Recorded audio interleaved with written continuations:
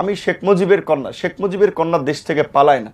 তিনি তো পালিয়ে গিয়েছেন। শেখ হাসিনা আর আজকে একটা ফোন আলাপ ফাঁস হয়েছে বাংলা বিষয়, যেটা আমরা প্রচার করেছি, যে উনি বলেছেন যে আমি দেশের কাছাকাছি আছি এবং যে কোনো সময় দেশে ঢুকে পড়ব। তো এটা এক ধরনের হুমকি। আপনি আসলে কি বাস্তবতাটা কি, আপনার কাছে কি মনে হয়? প্রথমত হচ্ছে যে অত্যন্ত ভালো কথা বলেছে। আসলেই এটা এক প্রকারের হুমকি, যেটি উপস্থাপিকা বলল।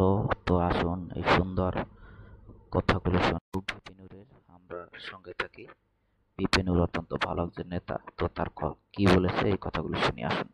শেখ হাসিনা যে কোনো সময় দেশে ঢুকে পড়বে কিনা সেটা আমরা জানি না, তবে তাকে ফিরিয়ে আনার জন্য কিন্তু আমরা এই আন্দোলন করছি। যে বিশেষ করে আমরা পরিষ্কারভাবে সব রাজনৈতিক দলগুলো, ইভেন সরকারও বলছে যে এই জুলাই আগস্ট এই গণহত্যার যদি বিচার বাংলাদেশে না হয়, তাহলে ভবিষ্যতে নতুন ফাঁসিবাদ তৈরি হবে, নতুন গণহত্যাকারী তৈরি হবে।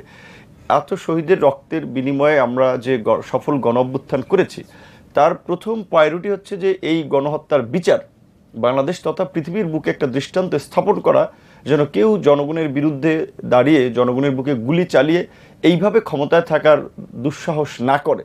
শেখ হাসিনাকে ফিরিয়ে আনার জন্য তো রাজনৈতিক দলগুলোই কিন্তু আন্দোলন করেছে, এবং সরকারের পক্ষ থেকেও আমি যতদূর জানি পরিষ্কার বার্তা দেওয়া হয়েছে যে জনগণের দাবি শেখ হাসিনাকে ফিরিয়ে দিতে হবে এবং বিচারের মুখোমুখি হতে হবে।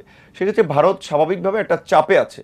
আর ভারত শেখ হাসিনাকে কেন জায়গা দিয়েছে? কারণ গত 15 বছরে যেভাবে শেখ হাসিনা লেন্দুব দর্জির ভূমিকা থেকে বাংলাদেশকে ভারত নিয়ন্ত্রিত একটা পুতুল রাষ্ট্রে পরিণত করেছে, এটা বাংলাদেশে গত 53 বছরে কেউ করে নাই।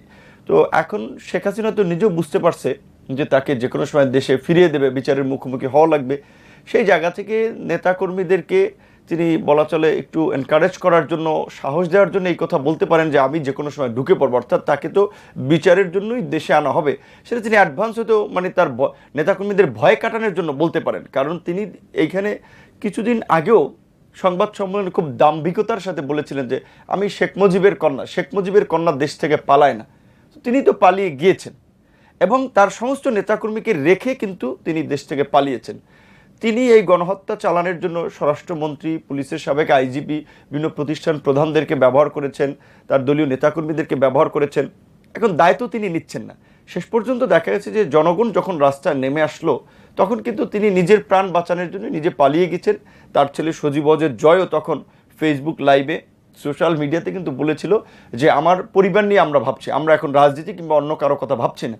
তো এই নেত্রী যে একটা স্বার্থপর নেত্রী, এবং তিনি যে বিপদে পড়লে কাউকে চেনেন না। 100% ঠিক কথা বলেছে। আসলে তিনি স্বার্থপর হয়ে গেছেন।